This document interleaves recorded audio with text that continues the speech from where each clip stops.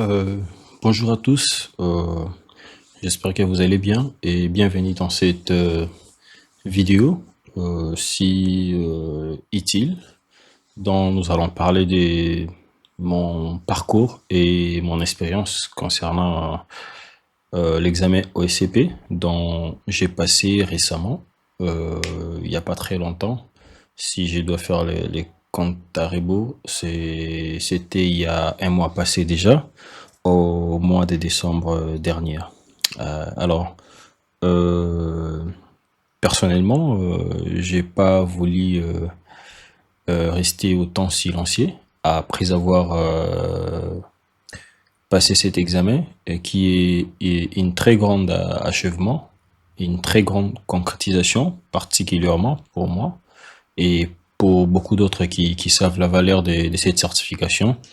Et aujourd'hui, je vais vous parler de mon histoire parce que je me permets de dire que c'est une histoire pour moi d'avoir passé cet examen et cette certification tant conviviale, tant cherchée depuis un certain temps.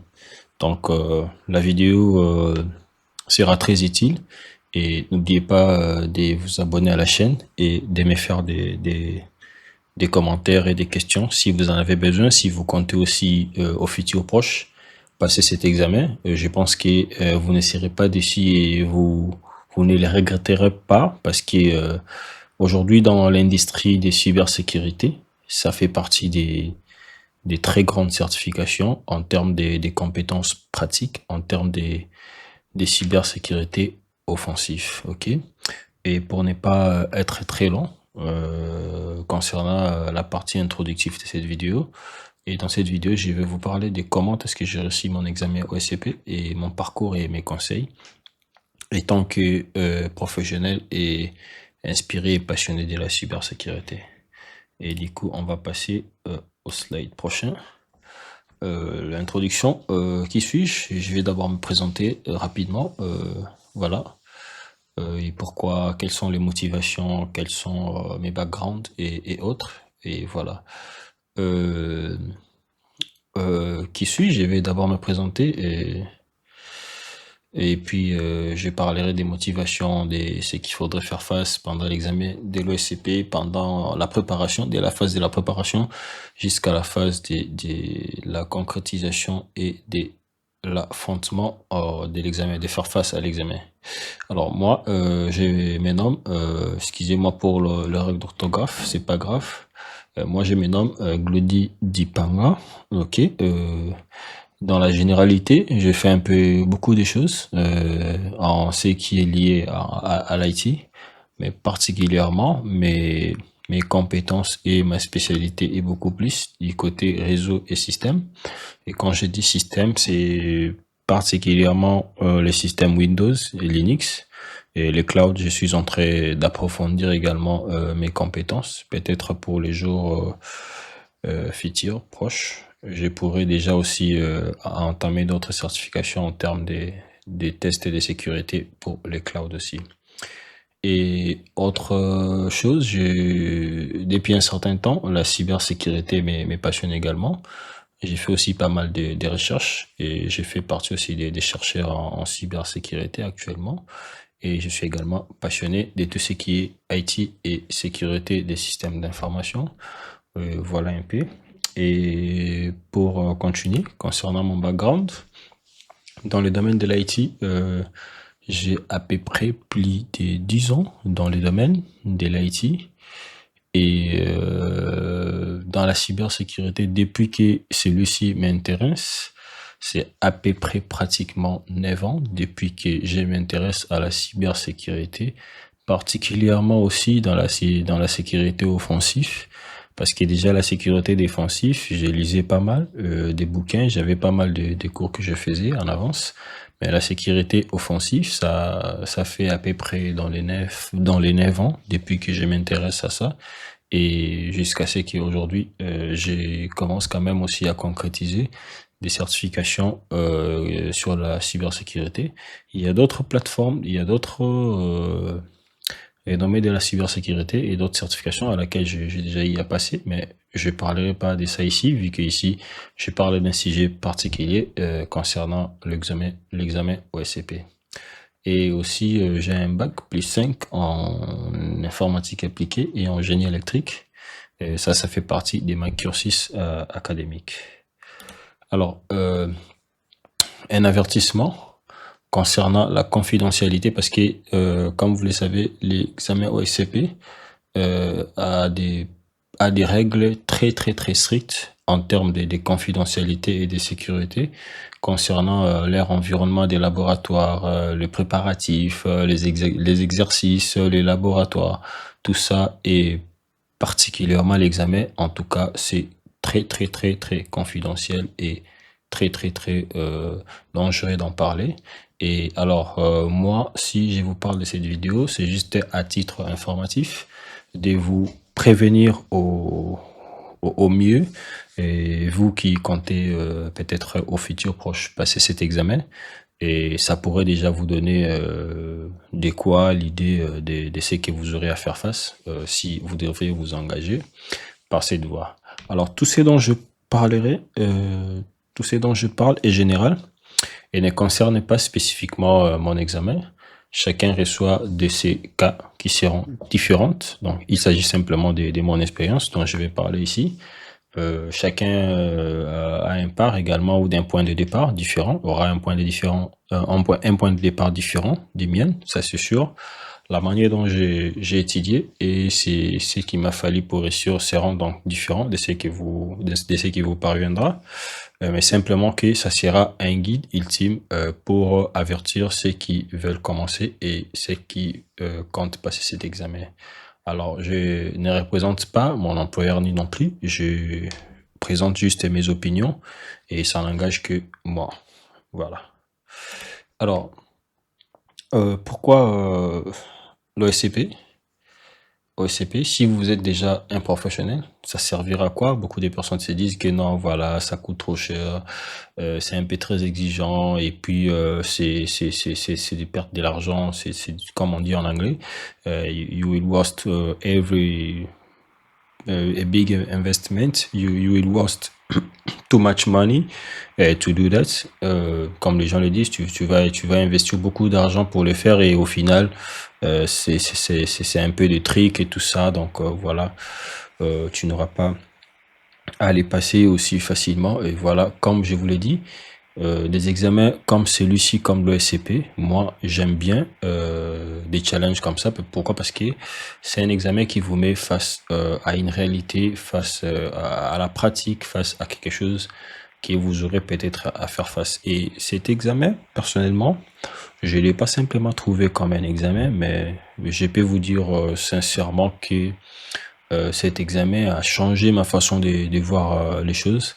Cet examen a augmenté un peu la confiance en soi. Et ça m'a beaucoup fait travailler sur cet aspect-là. Ça m'a beaucoup montré qu'il ne faudrait pas avoir des doutes lorsqu'on est face à certaines épreuves, lorsqu'on a les désirs de faire quelque chose. Et ça m'a changé dans ma globalité la façon dont de percevoir les choses, les gens, dans tous les aspects, surtout particulièrement dans ces domaines.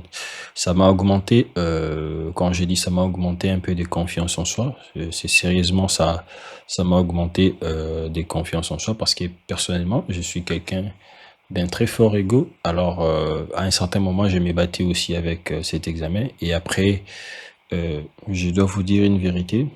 C'est un examen à laquelle il faudrait aborder avec beaucoup d'humilité, avec beaucoup de patience et avec beaucoup de sérieux de travail.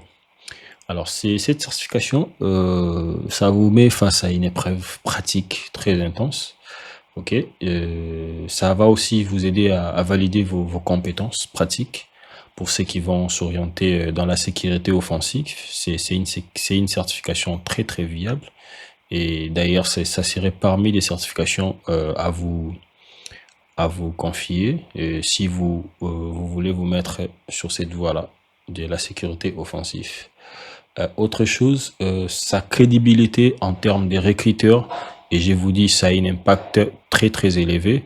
Les entreprises qui veulent engager des pen testeurs ou des agents des tests de sécurité, généralement quand ils vous voient avec cette certification, ils se disent, bon voilà, il y a quand même quelqu'un qui peut faire quelque chose sur notre environnement, qui peut faire des tests et qui peut nous aider quand même chaque fois à identifier des problèmes liés à la sécurité et des brèches mineures et majeures, si possible. Voilà, le SCP, particulièrement, cette certification, ça c'est intitulé le PEN décent. C'est un examen très difficile à aborder. Ça nécessite beaucoup de préparation, beaucoup de sérieux, beaucoup d'énergie, beaucoup de temps et surtout beaucoup en termes d'investissement d'argent.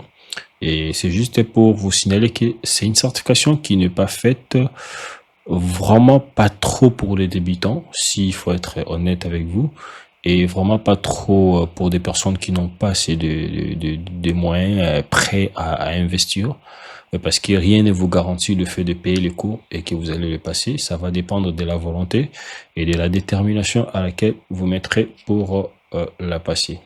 C'est un examen très intense, H24. Quand je dis H24, c'est un examen de 24 heures à laquelle il faudrait compromettre au minimum, je dis bien au minimum, 5 machines, dont la première partie de l'examen, c'est un environnement Active Directory, dont il y a 3 machines et un contrôleur de domaine et des autres machines qui sont dans les domaines et dont je ne parlerai pas des détails. Et il y a 3 autres machines indépendantes. Très souvent, il y a des sur Linux, un sur Windows, soit des sur Windows, un sur Linux. Ça varie, ça dépend du moment à laquelle vous allez passer l'examen, ça dépend de ce que on va vous offrir pendant l'examen. Et voilà. Alors, parlant de mon expérience, je vais pas trop entrer en détail en termes des informations sur l'examen.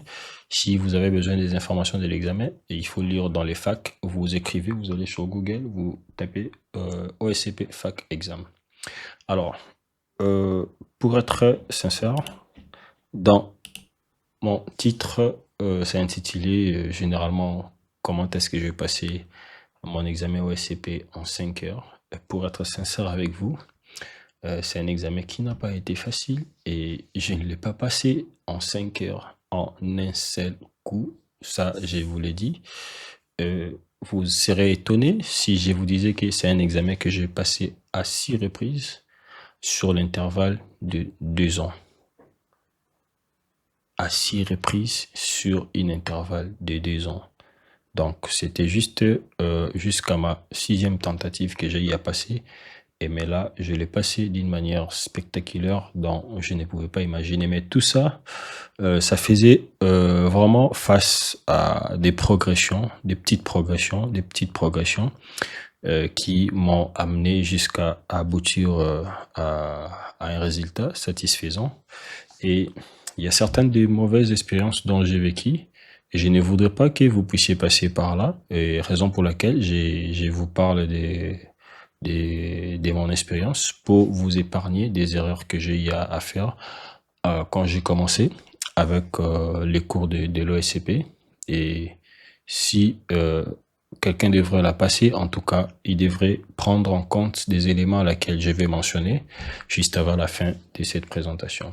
Alors, euh, pour arriver dans la phase de ma première tentative, la première des choses d'abord, avant, en 2023, je crois bien juin, juillet, août, je savais que je devrais commencer l'OSCP, mais je m'étais dit, je commence par d'autres plateformes connexes et à travers ces plateformes-là, je pourrais facilement déjà avoir une certaine forme des méthodologies, des CTF. Pour ceux qui connaissent le CTF, c'est comme des challenges en cybersécurité. Donc, on vous met une machine à laquelle ça contient des vulnérabilités, à laquelle vous devriez par la suite exploiter. Donc, ça veut dire simplement capturer les drapeaux, catch des flags, ou trouver les drapeaux. Donc, vous aurez à trouver un drapeau qui est caché sur une machine, mais en compromettant la machine en question, ok? Alors, j'ai commencé avec quelques plateformes, des plateformes. J'ai commencé avec TryHackMe et puis après, TryHackMe, c'était abordable pour moi. Au fur et à mesure, j'ai évolué. J'avais des modules à laquelle je faisais vite fait, vu que j'avais assez des notions déjà préliminaires. Et après ça, je me suis basculé de l'autre côté de Hackbox. C'était quand même plus intense et plus intéressant que ça. Et le mal en est que j'avais pas vraiment fait longtemps sur Hackbox. Et après, vu que j'ai couru aussi derrière le temps, en fin 2023, j'ai booké pour les cours de l'OSCP. Et vu que j'avais pas assez de budget, je n'ai booké que pour 90 jours Accès Lab, PDF, vidéo et autres. Et je peux être honnête avec vous, prochainement, ou bien si vous êtes un débutant, vous commencez avec l'OSCP. Si vous avez des possibilités, bookez pour celui de One Year Learning Package. Donc, c'est-à-dire celui de une année. Et puis, vous avez des tentatives. Pourquoi je l'ai dit? Parce que ça m'a rattrapé. Et non seulement que ça m'a rattrapé, ça m'a pris beaucoup de temps. Et j'ai devrais me réabonner, je crois bien, à des reprises. Je vais vous en parler pour refaire les Lab Challenge parce que je me fiais seulement aux cours, aux PDF, aux exercices du cours et aux vidéos. Et du coup, le 90 jours ne m'avait pas suffi pour faire et commencer le Challenge Lab. Et pourtant, à ces temps-là, il y avait encore les 10 points bonus. Donc voilà. Après, je finis le cours, l'accès au cours bloqué, fermé. Et je vous dis, j'ai fait aucun Challenge Lab et j'ai perdu l'accès. Et j'étais sous pression. Je devrais planifier l'examen pour ma première tentative parce que sinon, si j'ai dépassé le délai, je n'allais pas avoir la possibilité de faire ma tentative. Ok, voilà. Et alors, au plus tard, janvier, février, mars, je passe en revue, je repasse en revue de mes cours, de mes notes, de Hackbox, TryHackMe et autres. Et c'est le 14 avril que je reçois le résultat de ma première tentative. Donc, c'était ma première échec. Bon, je dirais pas échec, mais ma première leçon sur cet examen. Comme vous voyez sur l'écran, c'était le premier mauvais mail que j'ai eu à recevoir concernant ma première tentative. Et je vous dis, j'étais un peu abattu. Mais après, je m'étais dit, bon, je ne me suis pas défait, j'ai pris connaissance de l'examen et j'avais du mal à évoluer. Et je peux vous dire sincèrement, je n'avais rien fait de bon à la première tentative. Voilà, c'est le tout premier message que je reçois. Et c'était le 14 avril 2024. C'est là où que les leçons commencent. Je n'ai pas découragé. J'ai continué à travailler. Et voilà, après ça, après ma première tentative, le 14 avril, je suis passé vite en revue de mon examen. De ma première tentative, je l'ai commencé au mois de mai. Et voilà, j'ai continué, j'ai pris ma pause, le refresh mind.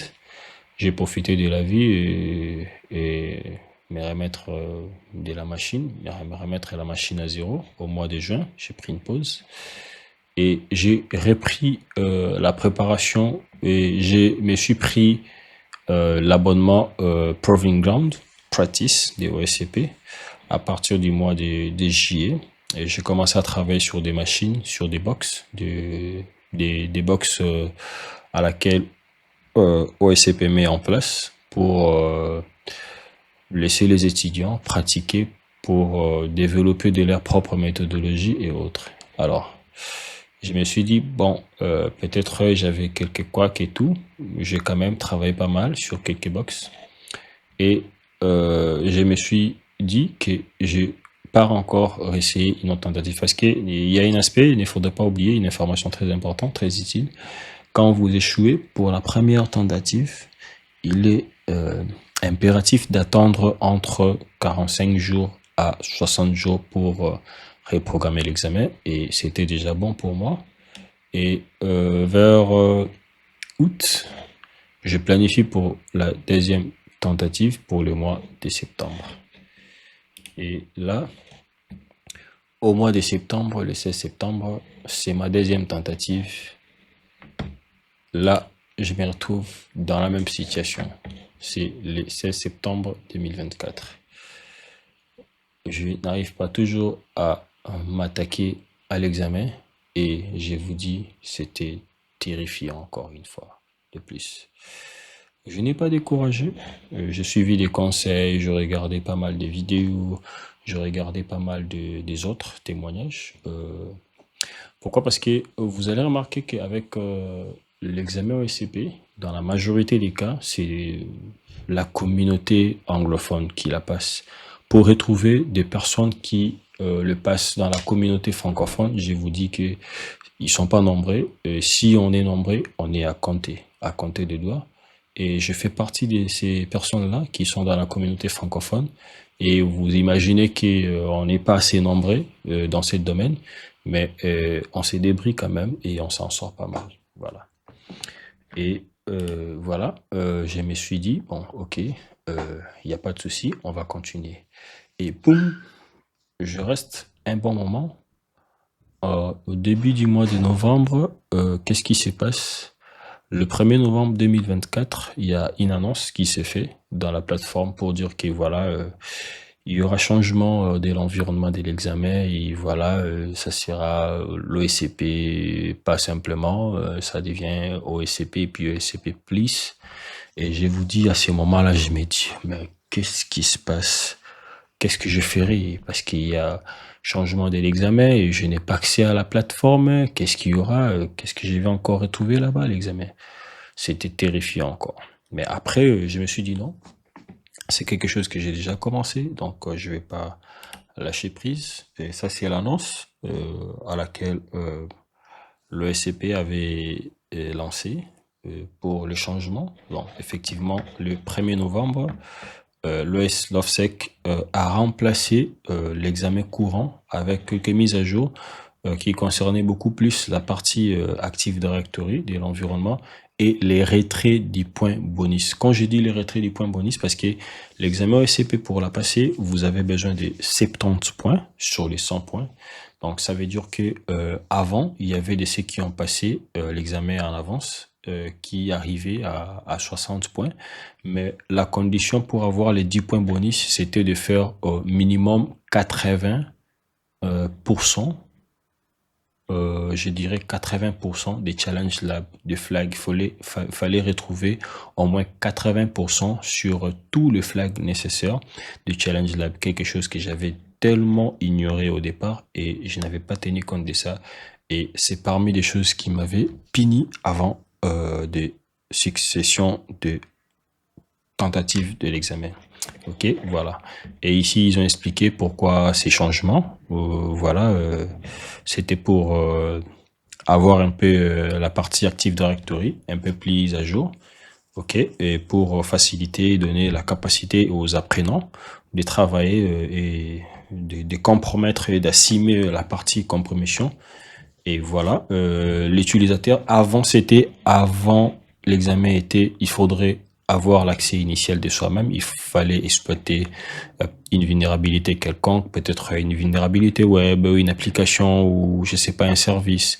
Mais après la mise à jour du 1er novembre, et c'était que l'examen, on vous donne l'accès initial avec un utilisateur à base privilège, un utilisateur standard. À travers cet utilisateur-là, vous aurez à compromettre l'utilisateur admin et puis après continuer la chaîne d'attaque de l'examen. Voilà. Tout ça, on explique ça sur les facs voilà, de la plateforme. Alors, je n'ai pas perdu du temps. À partir de janvier, février 2025, je prolonge mon lab pour un mois. Donc, je paye pour prolonger bon, payer pour prolonger, ça demande aussi quelques sous. Et j'ai commencé à travailler dessus. Et j'ai complété seulement un challenge lab de la partie AD7, de la partie Active Directory, de l'ancienne version, parce qu'ils avaient encore gardé l'ancienne version et il y avait aussi la partie mise à jour. Ok. Alors, je me dis, ok, vu que j'ai compromis la partie challenge de l'Active Directory, je vais quand même aussi aller essayer l'examen parce que c'était la partie qui était un peu plus complexe à passer pour l'examen parce que il faudrait compromettre l'entièreté dans l'ancienne version pour avoir les 40 points de la partie AD. Mais ce qui était intéressant avec la nouvelle version, c'était que lorsque tu compromets une machine sur les 3 machines de l'environnement AD, tu avais au moins 10 points sur une machine et 10 points sur l'autre machine et 20 points lorsque on compromet le contrôleur de domaine. Alors, les prochaines tentatives, c'est vers mars 2025 que je tente ma troisième tentative. Donc la première sur la nouvelle version, mais dans l'ensemble des tentatives, c'était la troisième tentative. Et je vous dis, c'était aussi compliqué que ça et brutal que ça. Le même et le même résultat. Donc, ça n'a pas abouti à grand chose. Je me suis battu avec l'examen et je n'ai obtenu que à peu près 20 points de l'examen. Et ça, c'était le 15 mars 2025. Alors, après, je me dis non, il faudrait réajuster un peu mes approches et mes stratégies. Et imaginez-vous, à toutes ces expériences, tu travailles en solo, tu n'as pas une communauté avec toi, déjà dans ton pays, c'est compliqué. Il n'y a pas assez de monde qui maîtrise cette partie-là, qui n'ont peut-être pas vraiment passé cette certification. Alors, le 15 mars, j'ai les résultats de ma troisième tentative, et voilà. Et je me suis dit, non, au mois prochain, je vais réajuster mes stratégies après avoir découvert la nouvelle formule, les nouveaux formules de l'environnement et passé en revue de ça. Et je me suis dit, ah, ok, c'est bon, je vis là où j'ai eu à avoir des difficultés. J'ai pris un break le même mois d'avril et j'ai prolongé encore une fois de plus le challenge là pour un mois. Et à ce moment-là, j'étais très très sérieux, je vous dis, je n'ai jamais été aussi sérieux que pendant ces temps-là, à ces mois, le mois de mai et jusqu'au mois de juin, en fait l'entièreté du mois de mai. J'ai travaillé intensement comme un fou, comme un malade. J'ai complété tous les challenges AD7, ABC, parce qu'il y a 3 séries. J'ai complété toutes les Challenge Labs des Relia. Relia, ce sont des Challenge Labs qui existent pour vous aider à préparer cet examen. J'ai travaillé 100% l'environnement MedTech aussi. Voilà, ça m'a permis à booster un peu mes stratégies et ça m'a permis aussi d'acquérir une certaine forme de confiance pour être un peu plus à l'aise aux prochaines tentatives. Et je ne me suis pas arrêté par là. Sur la plateforme toujours, j'ai également fait au moins plus de 60 box sur Proving Ground Practice. Je vous dis, je n'ai jamais aussi bossé aussi intensément pendant cette période ici. Et c'était très long, et c'était très intense, et c'était très puissant. Et le 6 août, encore, je me bats avec l'examen, et cette fois-ci, je vous dis, je suis arrivé à au moins 30 points de l'examen. Mais après, bon, ça ne suffit pas pour réussir ces 70 points à l'examen. C'est encore la même chose. Je fais face à cette leçon encore une fois de plus. Là, c'est le 8 juin 2025. Et c'était mon habitude, mais une mauvaise habitude de voir ces genres de messages. Très souvent, ça arrivait après 2 à 3 jours de votre tentative. Et là, je me dis, bon, je minimise pas, j'ai fait assez beaucoup de progrès Et ces progrès-là doivent être vraiment être tenus en compte. Je ne dois pas le minimiser. Je me suis pas découragé et je me suis dit, bon voilà, écoute, la cinquième tentative, tu le fais pour une dernière fois et si ça ne va pas, tu abandonnes. Peut-être que c'est pas ton truc, peut-être que c'est pas toi, peut-être voilà, tu le fais pas de la bonne manière. Mais je me dis non, waouh. Mais après tous ces challenges-là, c'est proche à l'examen. Et là, je repasse en revue de l'examen en juillet-août. Je repasse encore en revue de ma tentative précédente et je m'arrête pas là. J'ai refait tous mes labs que j'avais déjà eu à résoudre précédemment dans la plateforme Actebox. Et j'ai lu quelques cours sur les techniques des privilèges, des escalations des privilèges sur TCM et puis TryAlchemy également. Ça m'a aussi beaucoup aidé et j'ai commencé à prendre sérieusement mes notes parce que bien avant, je n'avais pas l'habitude de prendre très bien les notes et j'ai changé ma méthode de prendre des notes de mes résolutions des machines et des compromissions des machines. Et le 9 septembre, j'ai refait ma cinquième tentative et je vous dis, là, c'était encore très brutal que toutes les autres tentatives. Aucun accès initial dans aucune machine, sauf l'accès initial de l'AD. Mais avec cet accès-là, tu fais rien avec. Aucune escalation des privilèges au niveau du domaine. Et c'était trop brutal. Et là, toute ma force était finie. Et je dis, c'est ici que j'abandonne, j'arrête tout. Et je vous dis, c'est pareil, c'est une expérience que moi-même j'ai vécue. C'est quand on perd tout l'espoir, c'est quand on abandonne tout, c'est quand on dit qu'on ne veut plus rien faire. C'est à ces moments-là, c'est comme si c'était un déclic qui s'est fait. Et c'était vraiment terrifiant, je vous dis. Et c'était la cinquième fois. Je ne vais pas vous le cacher, et c'est mon expérience. C'était le 9 septembre 2025. Au même moment, j'étais en train de passer autre cours et tout, voilà, donc c'était tranquille. Je me suis dit, bon, c'est fini, je vais plier. Et pendant ces temps-là, j'ai quand même, c'était vers le mois de septembre que j'ai passé ma cinquième tentative. Et c'était le 9 septembre. Et je me suis dit non, j'ai fait une pause. Et vu que j'avais aussi planifié à voyager, j'ai pu voyager en Europe, j'ai voyagé en France, j'ai profité de la vie, et j'ai pris de nouvelles airs, un nouvel environnement. C'était ma première fois d'y aller, de se rendre. Et c'était une belle expérience. J'ai profité de la vie au max, j'ai oublié tout ce qui était de l'examen. Et puis après, c'est un jour, je reste à la maison pendant que j'étais en France.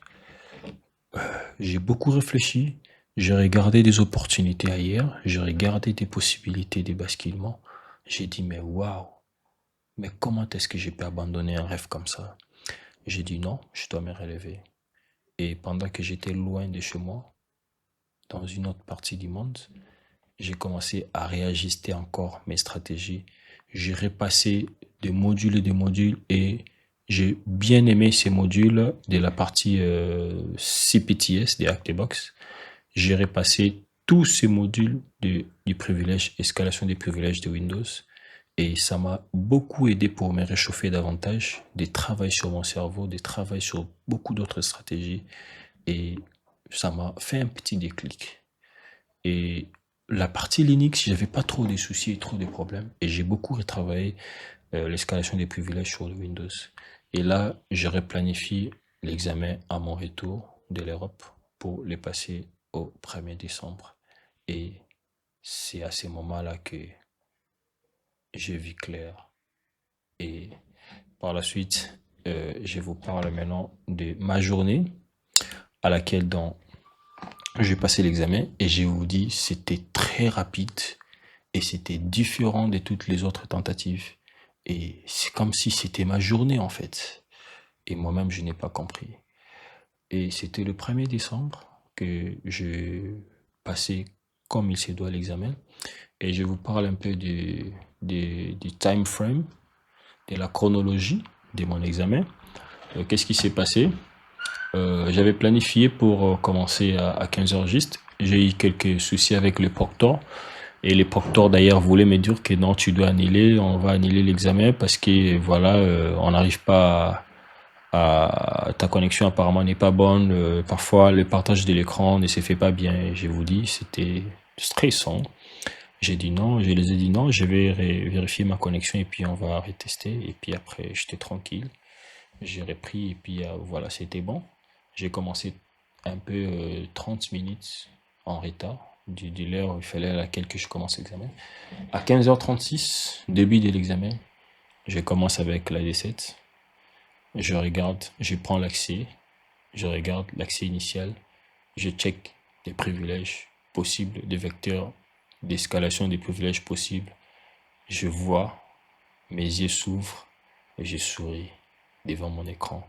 J'ai dit waouh, ça j'ai déjà eu à voir ça une fois pendant mes tentatives.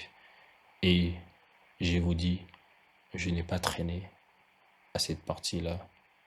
Vite fait, j'ai escaladé le privilège sur la première machine dans l'environnement AD. Et j'étais très content, j'étais soulagé. Ça m'a boosté encore, ça a boosté ma confiance, ça a boosté mon énergie. Et du coup, j'ai fait tout ce qu'il fallait faire. Comme vous le savez, avec l'examen, il faudrait, par la suite, quand vous avez accès initial, il faudrait, de la première machine dans l'AD, il faudrait pivoter dans l'autre partie du réseau parce que les deux autres machines, et l'Active Directory et l'autre machine, elles sont dans les deux autres nœuds du réseau. Donc, j'ai pu faire tous les paramétrages et tout. J'ai trouvé encore d'autres possibilités. Et puis, du coup, après plus ou moins 1h40, je sais pas, 45 minutes, j'ai compromis l'entièreté de l'AD et j'avais les 40 points en poche. Regardez les timings. De 15h36 à 18h50, j'avais fini tout l'AD et par la partie AD7 était dans ma poche. Et c'était un soulagement énorme, comme vous n'avez pas d'idée. Et je me suis dit, ah, ok, le timing est bon, je suis très loin, très loin, très loin du temps. Donc, je vais pas gaspiller mes énergies. Et j'ai pris une pause, juste 10 minutes après, le temps de prendre des captures d'écran. J'ai pris 10 minutes de pause. Non, après 10 minutes, j'ai pris une pause de 19h à 19h40. J'ai pu prendre quelque chose, j'ai mangé. Et voilà, j'ai bu assez d'eau, je me suis hydraté suffisamment parce que ça faisait aussi partie de mes mauvaises habitudes. Dans les précédentes tentatives, je n'avais pas l'habitude de m'hydrater comme il se doit et ça m'avait aussi parfois fatigué le cerveau. J'ai pris une pause de 40 minutes et là, je reviens vers 19h40 et je regarde encore la première machine, je check tout, les scans, je scanne les machines, je regarde, je vois ce qu'il fallait voir et après je me dis, ah waouh, 20 minutes plus tard, j'ai l'accès initial. Oh, j'étais soulagé. Là, je suis à 50 points, je vous dis. Et je check encore, je repasse en revue, je check le vecteur d'élévation des privilèges. Quelques minutes plus tard, je les trouve. Seulement 25 ou 30 minutes plus tard, j'élève le privilège sur la première machine indépendante et là, c'est 60 points dans la poche. Et à ce moment-là, je vous dis, mon cœur commence à battre vite. Je me dis, waouh, enfin je suis proche de ça. Je n'étais jamais aussi été proche de ça, comme ça qu'avant. Et je me voyais comme si j'étais dans un rêve, mais en réalité, j'étais dans la réalité des choses. Et je prends une toute petite pause de 5 minutes. Je m'hydrate, je prends beaucoup d'eau. 5 minutes plus tard, j'en finis directement. Je cherche les 10 points pour avoir les 70 et on clôt l'affaire. À 20h35, j'observe mes scans des ports. J'observe la deuxième machine et je vois quelque chose encore d'intéressant. Et paf, 30 minutes plus tard, j'ai l'accès initial sur la deuxième machine. Les gars, là, je suis à 70 points. Je regarde mon écran, j'ai dit, après tous ces temps, après toutes ces peines, après tous ces efforts, après toutes ces démarches, il fallait que ça aboutisse à ces résultats, après tous les sacrifices. J'avais l'air très épuisé parce que je n'avais jamais autant donné d'énergie comme ces jours-là. Et là, je suis à 70 points, les gars. Je ne me suis pas arrêté. J'ai directement attaqué à 21h, de 21h10 à 21h35. J'ai encore l'élévation des privilèges sur la deuxième machine. J'étais à 80 points de l'examen. Et là, c'était proche à 22h. J'étais très fatigué. J'avais mon cerveau qui était fatigué. J'avais pas aussi j'ai mal à la tête comme ces jours-là, ce soir. Je vous dis. Et je me suis dit, je dors et je me repose. Je vais repasser en réveil plus tard ou peut-être continuer la troisième machine indépendante. Et je m'endors et je m'endors à 22h passées et vers 2h30, 3h, je me réveille. Je commence à prendre toutes les captures d'écran. Je repasse en réveil, je recompromets l'entièreté de l'environnement à des machines indépendantes. Je reprends, je vérifie tout, je prends des preuves, je prends des captures d'écran. Et après, le lendemain matin, je me dis, je ne vais plus continuer. La troisième machine, j'étais déjà épuisé. J'ai dit au proctor, je n'en peux plus, j'ai fini, c'est bon pour moi. Il m'a dit, ouais, vous êtes sûr d'avoir fini? J'ai dit, oh, ça va et tout, ok. Vers 8h, je sais pas, 8h, 7h, 8h, j'ai mis fin à l'examen et j'ai commencé à travailler déjà vers 3h, j'ai commencé déjà à travailler sur mon rapport et j'ai travaillé sur mon rapport de 4h, 5h jusqu'à les après-midi, vers 14h. Et pourtant, j'avais encore un autre 24 heures pour travailler mon rapport, mais tellement que j'avais envie d'en finir. Vers 15h, j'ai fini à élaborer mon rapport. Et je me suis dit, je vais le lire plus tard, tranquillement, et puis les soumettre le soir. Je suis passé en revue de mon rapport le soir. Et à 22h, j'étais convaincu de la soumettre. Et puis vers 22h du lendemain, j'ai soumis mon rapport de l'examen. Et je vous dis, il fallait attendre pour les résultats. Et vous voyez, avec l'examen de l'ESCP, le plus important, c'est le rapport. C'est pas simplement le fait de compromettre l'entièreté de l'examen, que ça signifie que vous passez l'examen automatiquement. Et le rapport, c'est la partie la plus compliquée et la partie la plus complexe parce que vous devrez documenter tout ce que vous avez fait, étape, le preuve et tout autre. Vous devrez rédiger un rapport professionnel pour prouver à ce que vous avez vraiment fait un pen test comme dans une entreprise réelle à laquelle vous devrez reporter à cette entreprise-là que voilà, vous avez trouvé ça comme vecteur de compromission. Et j'avais fini l'examen, c'était un lundi, et j'ai entendu lundi, mardi, mercredi, jeudi, vendredi. C'est les samedis, les 6 décembre, vers l'après-midi, que je reçois ces mails. Enfin, je reçois ces mails. Enfin, je reçois ces mails. Je vous dis, j'avais une joie énorme d'avoir vu et lu ces mails. Je ne m'attendais pas à ça. J'étais sûr que ça va passer, mais je vous dis, après autant de we regret, we regret, we regret, et là c'était we are pleased to inform you that you have successfully completed the penetration testing with Kali Linux. Je vous dis, voir ces mails, c'est vraiment une satisfaction. Et là, voilà, après quelques temps, j'accède à la plateforme, j'ai pu télécharger ce qui m'est valé et ce qui est là. Généralement, avec la version actuelle de l'examen, vous avez des certificats, vous avez l'ESCP Plus et l'ESCP normal. Et du coup, l'OSCP+, je ne les montre pas parce qu'il y a l'ID, bon, c'est le plus important, et que j'avais passé, c'est le 6 décembre que je reçois le message. Et après, voilà, donc c'est important d'avoir passé par toutes ces épreuves précédemment. Alors, pendant tous ces temps-là que je me préparais, j'ai eu toujours à lire euh, cette situation de l'empereur Mulan, de l'empereur chinois Mulan. Un seul grain de riz peut faire pencher la balance.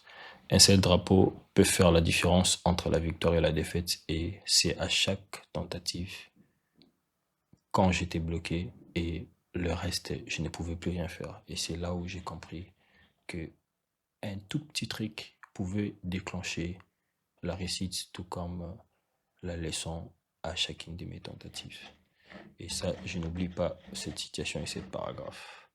Et conseil pour les débutants, pour tous ceux qui débutent sur cette voie, et c'est les différentes plateformes que je vous recommanderais sans hésiter. Il y a TCM Security, il y a Actebox, il y a TryAcme, il y a la liste de machines en Proving Ground. Il n'y a pas une liste spécifique, mais je vous dis, faites toutes les machines possibles que vous pouvez faire sur les Proving Ground parce que personnellement, j'ai fait plus de 90 box sur Proving Ground Practice de OSCP et ça m'a beaucoup aidé, je vous jure. Et en dernier lieu, il y a les TGNIL list, les TGNIL list de Actebox. J'ai eu à faire presque l'entièreté des TGNIL, la version la plus récente des machines. Et j'ai eu aussi à faire pas mal des ProLab sur Actebox. Ça m'a aussi beaucoup aidé à travailler sur ma stratégie et ma rapidité. Alors, pour en finir avec cette présentation, la dernière partie, ça parle de quelques tips, donc quelques tricks pour ne pas vous retrouver face à une situation désagréable avant votre examen. Et toujours l'habitude de sauvegarder régulièrement votre Kali Linux machine, de prendre les snapshots à chaque fois que vous progressez avec des machines, parce que ça peut toujours cracher la machine à tout moment.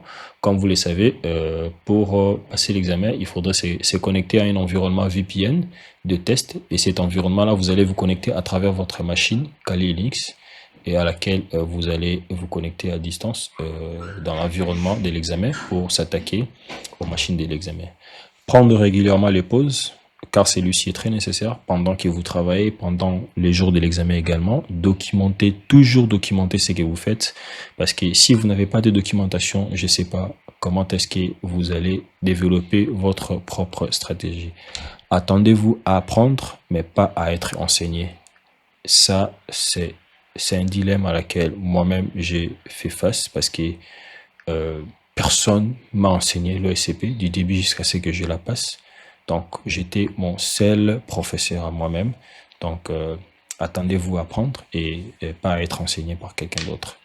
Mais si vous avez des personnes expérimentées autour de vous, c'est encore plus mieux. Maîtrisez aussi vos outils à laquelle vous utilisez pendant tous vos challenges là, pendant tous vos compromissions. Ça va vous éviter de perdre le temps pendant l'examen. Si je l'ai dit, c'est par expérience. Donc, c'est ma propre expérience, comme je vous l'ai dit, mais ça aboutit à quelque chose, à un résultat. Et vous allez vous servir de ce qui a été utile et ce qui n'a pas été utile. Ne faites pas comme moi et faites comme moi dans la partie à laquelle ça m'a été très utile de cette présentation. Je vous remercie de votre temps, d'avoir suivi cette vidéo. Je pense que ça vous aiderait, ça vous serait très utile par la suite pour vous tous qui n'ont pas encore passé cet examen et pour ceux qui ont encore des difficultés, ceux qui n'ont pas encore passé et ceux qui prévoient la passer. C'est possible de le faire. Et voilà. Et toujours cette mindset-là de try harder. C'est l'état d'esprit de l'OSCP. Et voilà, j'ai dit, je vous remercie et à bientôt.